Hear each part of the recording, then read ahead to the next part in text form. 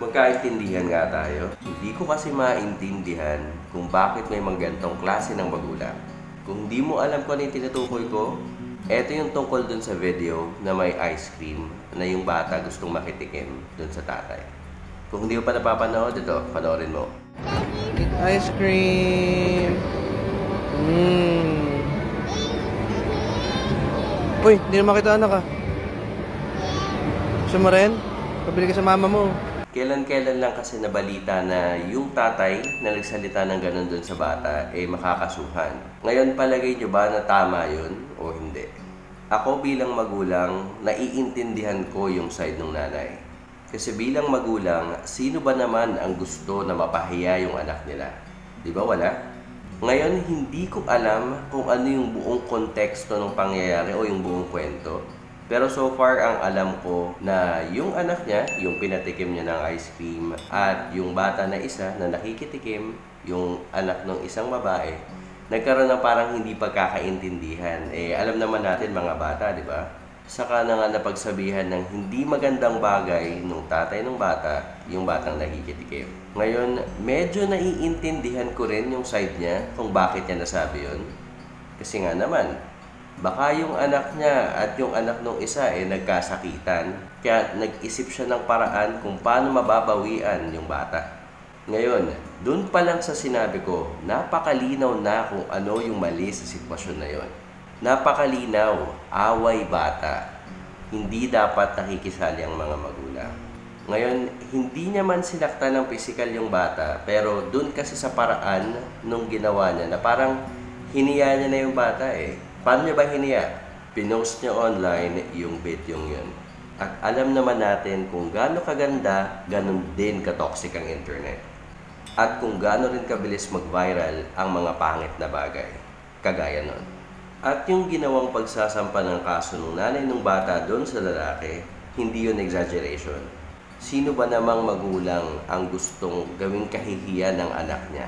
Sino ba namang magulang ang gustong gawing katatawanan ng anak niya? Kasi walang ibang intensyon yung videong yun, kundi hiyain yung bata. Wala. Kasi parang proud na proud pa siyang pinapangalandakan niya sa bayan na tignan mo ko, yung anak ko bibigyan ko, yung itong isang bata hindi ko bibigyan, tapos sasabihan ko siya ng hindi maganda. Sasabihin ko, dun ka pabili sa mama mo. na hindi rin naman mali. Pero sana sinabi mo naman ng mas maayos. Pero hindi Ginawa mo pang katatawanan yung bata, pinagkalat mo pa. Ngayon kung yan yung ginawa sa anak mo, palagay mo matutuwa ka ba? Di ba hindi? Pwede niya na sana kasing sinabi na lang sa mas maayos na paraan na Baby boy, pasensya ka na, hindi mo pwedeng tikman to. Sa anak ko na kasi to Dun ka na lang magpabili sa mama mo. Diba, napakaayos ng pagkakasabi. Hindi siya mahirap sabihin. Tsaka isasama mo pa talaga yung video na pinagsabihan mo siya ng hindi maganda tapos ipopost mo online. Kagaya nga ng sinabi ko, wala kang ibang intensyon kundi hiyain yung bata. Wala talagang iba. Walang ibang ano yun.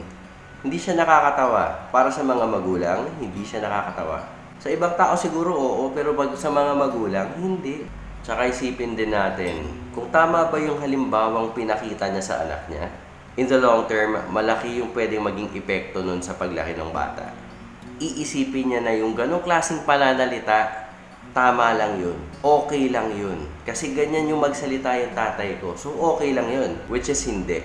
So palagay ko, ang mapupulot nating aral dito dapat nag-iingat tayo sa mga bagay na pinopost natin. Hindi porket nakakatawa para sa atin, ibig sabihin, nakakatawa rin para sa ibang tao. Hindi yun ganon. Kailangan maging sensitive tayo, lalo na sa panahon ngayon. Kasi ang mga bagay na napopost online, habang buhay, nandyan na yan. Once na mag-viral yan, kumalat yan, nandyan na yan. Kaya sana na lang din, hindi na maulit yung gantong klaseng bagay. Pero sa panahon ngayon, napaka-imposible na yan. Kasi talaga halos lahat ng bagay ngayon gusto nang gawing content. Kahit nakakabastos, kahit nakakasira ng puri ng ibang tao, kahit hindi naman nakakatuwa at puro lang mga paninira, yan ang nauuso. So mindset na lang tayo guys. Don't do unto others if you don't want others to do unto you. O sa Tagalog, huwag mong gawin sa iba kung ayaw mong gawin din ng iba sa'yo. Bilog ang mundo, alam nating lahat yan. At what goes around comes around. So salamat sa panonood. Till next time. Bye.